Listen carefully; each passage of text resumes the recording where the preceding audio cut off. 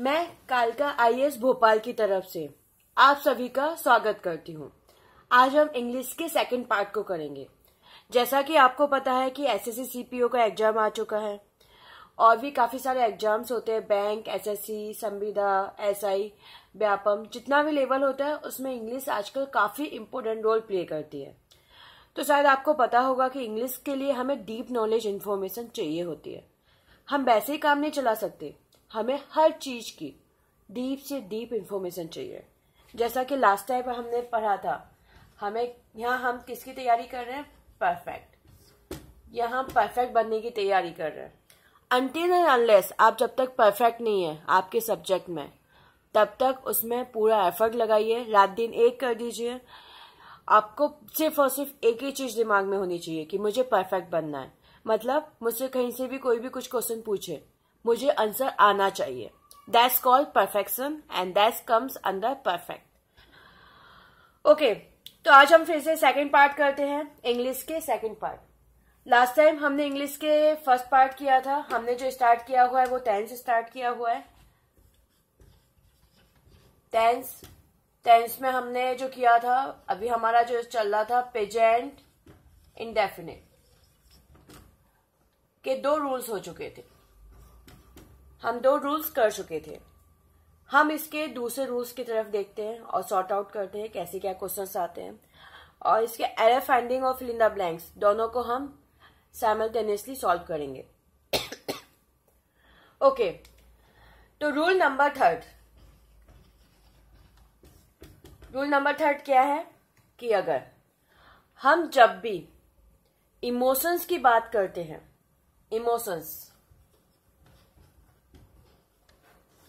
Emotions की बात करते हैं, तब उस केस में हमेशा प्रेजेंट इंडेफिनिट टेंस यूज किया जाता है।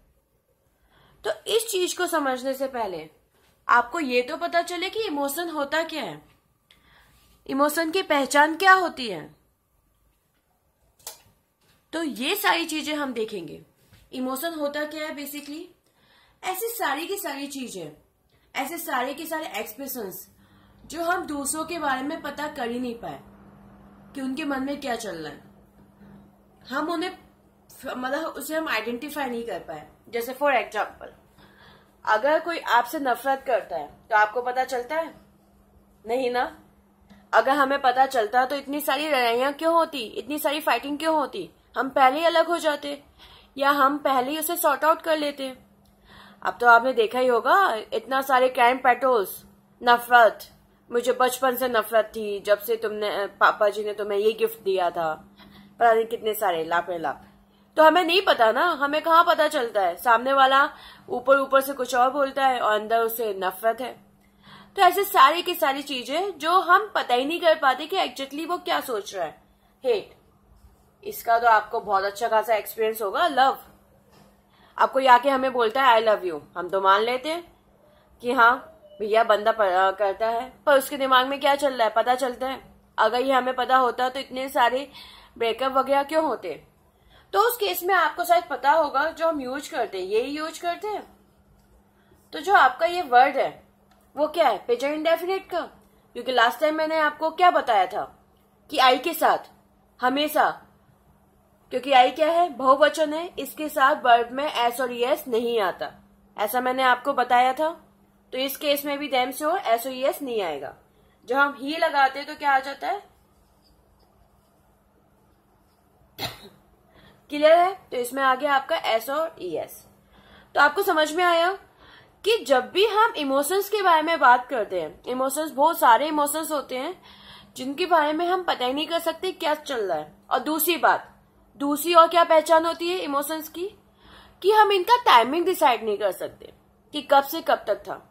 जैसे आप नहीं पता कर सकते ना कि आपने कब तक उसे प्यार किया, कब तक उसे नफरत किया। सामने है तो एकदम नफरत सामने जग गई, चला गया कहीं दूर चला गया तो हमें कोई नफरत ही नहीं है, याद भी नहीं रहता। जैसे होता है ना मिस करना, याद करना। अगर मैं आपसे पूछूं कि आपने कितने देर के लिए, कितने सेकंड के लिए किसी को मिस किया, कितने घंटे के लिए मिस किया, बता सकते हो? बिल्कुल नहीं बता सकते कि आपने कब तक किया। इवन मैंने जब ये मिस शब्द यूज किया होगा तब भी कई लोगों के दिमाग में कहीं ना कहीं याद आ गई होगी किसी ना किसी की, परंतु आप बता ही नहीं सकते ना कि आपने कितने सेकंड कब तक किसको क्या किया। तो यही चीज होती है कि ऐसे सारे के सारे वर्ड्स जिनके बारे में हम पता ही नहीं कर सकते, बता ही नहीं सकते, टाइमिंग नहीं बता सकते। नॉर्मल क्या होता है, जैसे आपसे किसी चीज का पूछा जाए कि आपने कितने घंटे टीवी देखी, कितने घंटे गाना सुना, सबकी टाइमिंग आप बता सकते हो, परंतु मिस की टाइमिंग बता सकते हो? Not at all. तो ऐसे सारे के सारे शब्द, मिस हो गया, हेट हो गया, बिलीव, केयर, जो हमें दिखते ही नहीं है। नोटिस, पेरेंट्स बोलते हैं ना आजकल मैं नोटिस कर रहा हूँ कि तुम्हारा पढ़ाई में मन नहीं लग रहा, पता नहीं कब नोटिस कर लेते हैं। जब हम मोबाइल हाथ में लेते हैं तभी पेरेंट्स आते हैं, जब सुबह से पढ़ रहे होते हैं तब पेरेंट्स आते नहीं है, और उसी में पूरा उनका नोटिस हो जाता है कि हाँ हमने पढ़ाई नहीं की। इसके अलावा notice, believe, care, trust, hope, आशा, क्या पता किसको क्या आशा है, माइंड, एक्सेट्रा। देखिए वर्ड्स बहुत सारे हैं, आई कांट राइट डाउन, मैं यहाँ पर नहीं लिख सकती इतने सारे वर्ड्स।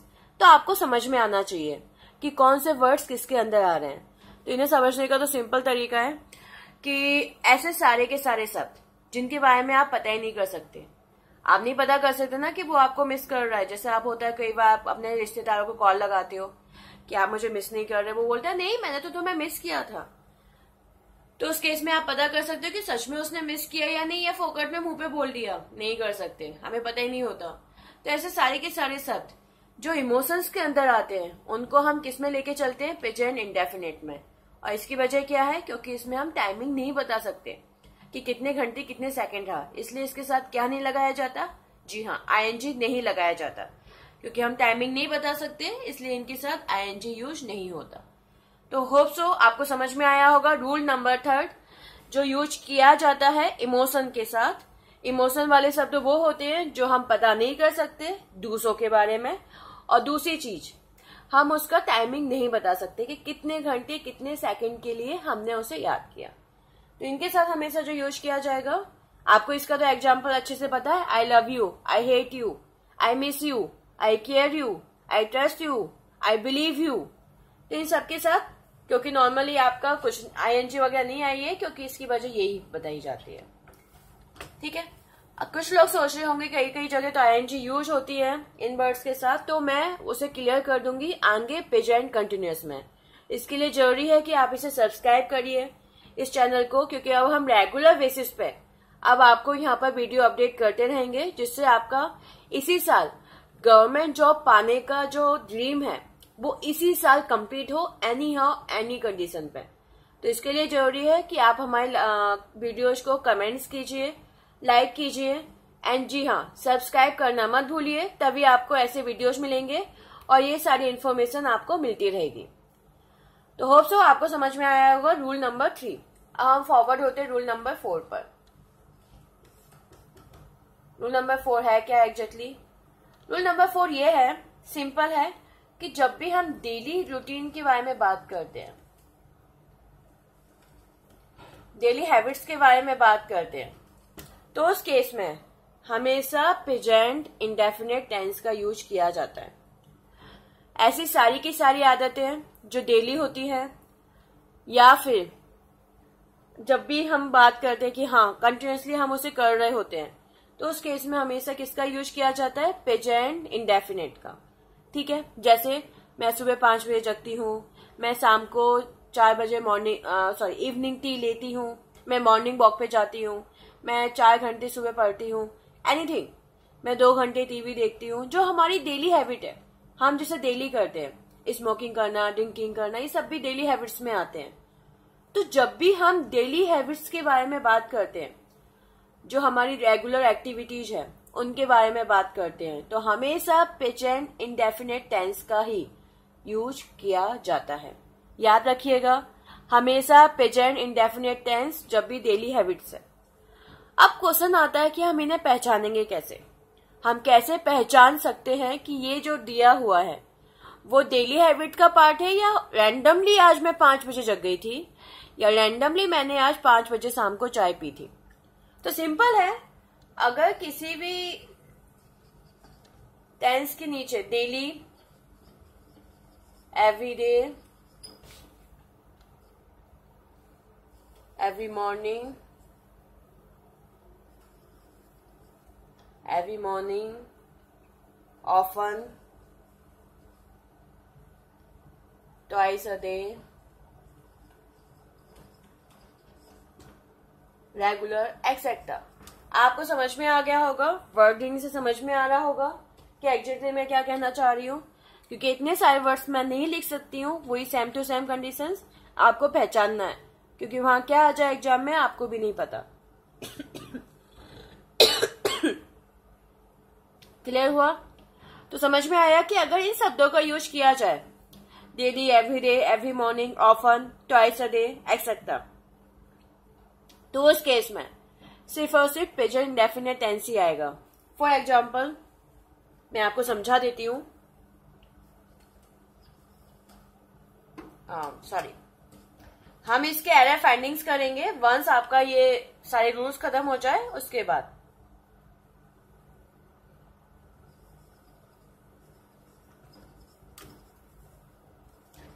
ये जैसे दिया हुआ है, sorry, I dash dash daily at 4 AM। अब इसमें अगर आपका ऑप्शन आता है got up, getting up,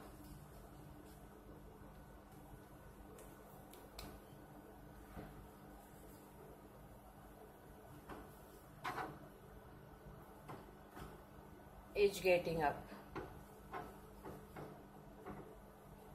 gets up and last option get up. तो उस केस में आप जो फिल करेंगे वो कौन सा ऑप्शन फिल करेंगे? Only D option, get up. I get up daily at 4 AM, क्योंकि आई है बहुवचन है और इसके साथ एस और एस नहीं आता, इसलिए हम जो फिल करेंगे वो करेंगे I get up daily at 4 AM।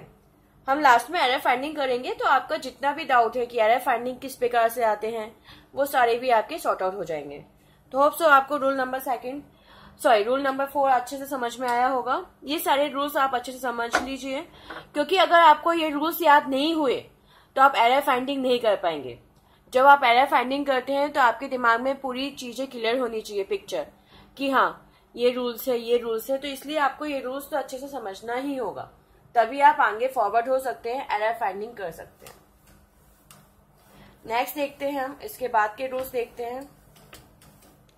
देखिए अच्छे से समझ लीजिए, इंग्लिश इतनी कॉम्प्लिकेटेड है पर अगर हम इसे समझें तो बहुत इजी हो जाती है। लैंग्वेज के हिसाब से समझना है, क्योंकि हम एक लैंग्वेज पढ़ रहे हैं और वो हमारे एग्जाम के लिए बहुत ज्यादा इंपॉर्टेंट हो चुकी है, तो उस हिसाब से आपको क्लियर करना है। रूल नंबर 5, जब भी हम यूनिवर्सल ट्रूथ के बारे में बात करते हैं, सार्वभौमिक सत्यता, ऐसी सारी चीजें जो हमेशा होनी है, जिसे हम चेंज नहीं कर सकते, इंसान भी चेंज नहीं कर सकता, कोई चेंज नहीं कर सकता, ऐसी सारी की सारी चीजें हमेशा किसके अंदर आती है? आपकी प्रेजेंट इंडेफिनिट के अंदर। तो हम चेक करते हैं कि हमारे आसपास ऐसी कौन सी चीजें हैं जो यूनिवर्सल ट्रूथ के अंदर आती हैं, सार्वभौमिक सत्यता के अंदर आती हैं। ऐसी कौन कौन सी आसपास घटनाएं घटित होती हैं, तो देखते हैं। जैसे चिड़िया उड़ती है, सांप रेंगता है, गाय रबभाती है, ये सब क्या है? कुत्ते भौंकते हैं, ये यूनिवर्सल ट्रूथ है। आप करवा सकते हो चेंज? चिड़िया को रेंगना सिखा सकते हो? नहीं सिखा सकते। सांप को आप चलना सिखा सकते हो? नहीं सिखा सकते। कुत्ते को रंभाना सिखा सकते हो? नहीं सिखा सकते। कोई नहीं कर सकता, तो किस में आ गई? यूनिवर्सल ट्रूथ में। जी हाँ, सार्वभौमिक सत्यता में। इसी प्रकार से हवा बहती है, कोई नहीं चेंज कर सकता। ये तो हो गई हमारे आसपास होने वाली प्राकृतिक घटनाएं। इसके अलावा प्राकृतिक घटनाएं तो हो गई, इसके अलावा जैसे गंगा गंगोत्री से निकलती है, नर्मदा अमरकंटक से निकलती है। आप है ना उसकी रास्ता बदल सकते हो, चलो हम रास्ता कैसे भी करके बदल सकते हैं, साइंटिस्ट बदल सकते हैं, परंतु जहां से उद्गम हुआ है वहां से तो कोई चेंज नहीं कर सकता, वहीं से निकलेगी, कोई और कुछ नहीं कर सकता। गंगा गंगोत्री से निकलेगी। ऐसे जितनी भी नदियों के उद्गम है, जो भी आसपास होती हैं, वो सारी चीजें वही रहेंगी। तो ऐसी सारी चीजें किस में आएंगी? जी हाँ, प्रेजेंट इंडेफिनिट टेंस में। इसके अलावा और क्या क्या आएगा यूनिवर्सल ट्रूथ में? फर्स्ट तो हो गया हमारा नेचर अप्रूव्ड यूनिवर्सल ट्रूथ। ये समझ में आ गया होगा आपको। नेचर जैसे the Ganga springs from the Himalaya. The Ganga springs from the Himalaya. जो गंगा होती है वो हिमालय से निकलती है। तो होप सो आपको समझ में आ गया होगा ये चीज। तो चलिए ठीक है। इसके अलावा और कौन कौन से हो सकते हैं साइंटिफिक अप्रूव्ड, जैसे पानी कितने डिग्री सेंटीग्रेड पे उबलता है, सबको पता है 100 डिग्री सेंटीग्रेड पे। जी हाँ, तो कोई चेंज कर सकता है? नो। साइंस ने सिर्फ इसकी खोज की है, ये पहले से ही था कि 100 डिग्री सेंटीग्रेड पे उबलता है। ये है कि हाँ, कई जगह टेम्परेचर 100 डिग्री जल्दी पहुंच जाता है, कई जगह कम, मतलब थोड़ा टाइम लगता है। परंतु पानी तभी उबलेगा जब टेम्परेचर कितना हो जाएगा उसका, 100 डिग्री सेंटीग्रेड। तो ये सारी चीजें कितने पे होंगी? जी हाँ, प्रेजेंट इंडेफिनिट में, क्योंकि ये भी किसका हिस्सा है? यूनिवर्सल ट्रूथ का, जिसे हम भी चेंज नहीं कर सकते, ना साइंस चेंज कर सकती है। तो साइंटिफिक थ्योरी। इसके अलावा मैथमेटिकल थ्योरी, जैसे 2 कितने होते हैं? 4। कोई 5 बना सकता है क्या? No, not at all possible. कोई 5 नहीं बना सकता। 2 कितने होंगे? सिर्फ 4 ही होंगे। 4 and 4 8 होंगे। तो जब भी अगर मैथमेटिकल एक्सप्रेशंस बताए जाएं जो कोई चेंज नहीं कर सकता, कोई नहीं कर सकता कोई चेंज, तो ऐसी चीजों में भी किसका यूज किया जाएगा? जी हाँ, प्रेजेंट इंडेफिनिट टेंस का। जैसे 2 and 2 make 4। सिंपल है। तो होप सो रूल नंबर 5 समझ में आया होगा। यूनिवर्सल ट्रूथ जितना भी होता है उसके अंदर किसका यूज किया जाता है? ओके, उसके अंदर सभी के अंदर प्रेजेंट इंडेफिनिट टेंस का यूज किया जाता है। तो होप सो दोस्तों ये रूल समझ में आए होंगे। अभी ये खत्म नहीं हुआ है present indefinite, we are working slowly, क्योंकि आपके दिमाग में अच्छे से क्लियर होना चाहिए। इनकी आपको प्रैक्टिस करनी हो, इन्हें रूल्स को याद करना है। तो अब तक हम 5 रूल्स कर चुके हैं प्रेजेंट इंडेफिनिट के। ये 5 के 5 रूल्स आपको अच्छे से याद होने चाहिए कि कोई भी आपसे पूछे तो आप उसके आंसर दे सके। इसके अभी 2 से 3 रूल्स अभी बचे हुए हैं, इन पे अभी हम वर्क करेंगे, क्योंकि हमारा मिशन है मतलब 50 आउट ऑफ 50, 30 आउट ऑफ 30, जो भी हमारा दिया हुआ है सब में से फुल लाना, कैसे भी करके। और उसके लिए जो भी चीज आती है उस पर हम पूरी प्रैक्टिस करेंगे। कैसे भी क्या है, जैसे अगर आप इंग्लिश में हम बात करें तो सबसे पहले हम देखते हैं कि इसके एसेंस क्या क्या होते हैं। इंग्लिश में सबसे इंपोर्टेंट होती है मीनिंग, सिनोनिम्स, एंटोनिम्स। तो इसके शॉर्ट ट्रिक्स के थ्रू हम इसे भी याद करेंगे। दूसरा ग्रामर, जिसपे मैं पूरा फोकस कर रही हूँ कि एक भी क्वेश्चन आपका आउट ऑफ नहीं आना चाहिए। इसके लिए जरूरी है कि आप हमें सब्सक्राइब जरूर कीजिए। तीसरा अनसीन। तो वंस आपका ये वाला पोर्शन अच्छे से कंप्लीट हो गया हर दिन के बेसिस पे, तो ये आप आसानी से कर सकते हैं। तो होप सो दोस्तों आपको ये समझ में आया होगा, इसमें कोई डाउट नहीं होगा। तो अगले वीडियो में हम मिलेंगे फिर से नए रूल्स के साथ और इसे अच्छे से समझेंगे। आप इसे समझिए, अच्छे से दिमाग में फिट कीजिए। अगर आपको इस बार गवर्नमेंट जॉब लेनी है और परफेक्शन बनाना है, अपने आप को परफेक्ट बनाना है, तो एनीवे सब्सक्राइब जरूर कीजिएगा, कमेंट्स एंड लाइक जरूर कीजिएगा। और अपने दोस्तों, जो भी आपके फ्रेंड्स हैं, जो भी दूर के फ्रेंड्स ग्रुप हैं, उन्हें जरूर शेयर कीजिएगा, जिससे उन्हें भी पता चले कि हाँ, अगर उन्हें भी वीकनेस है तो उनकी ये वीकनेस भी खत्म हो सके। तो इसे शेयर करना मत भूलिएगा। Share, subscribe, comments and like for getting next more video. Okay, धन्यवाद। मैं कालका IAS की तरफ से आप सभी का धन्यवाद करती हूँ। And best of luck for your exams.